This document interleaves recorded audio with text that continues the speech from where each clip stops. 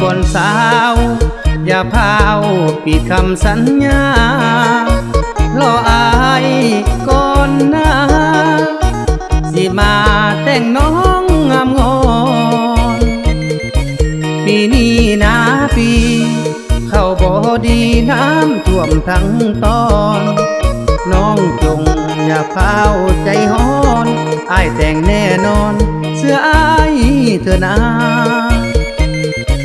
ส่วนยางพาราหลายเฮกตาร์ยังพอได้กี่เงินทองค่าดองของฮีอ้ายสิกีบ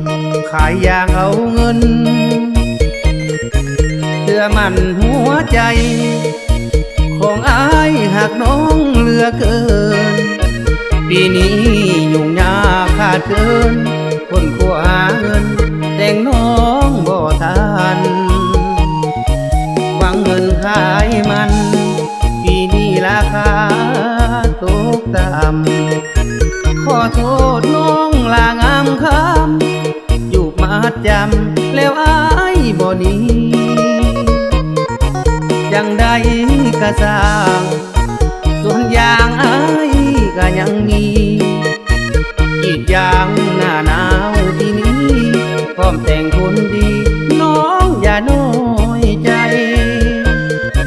อยู่ยากเพียงใด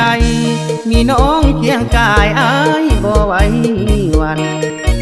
สองเฮามาร่วมสร้างฝันไปพร้อมกันน้องอย่าไปโท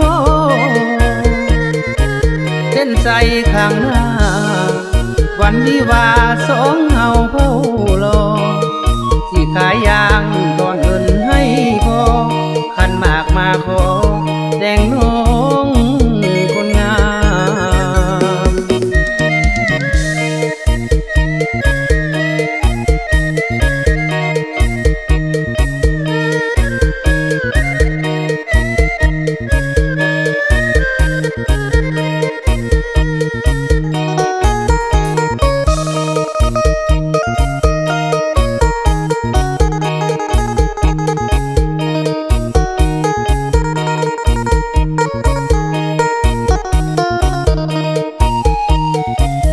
มเงินขายมัน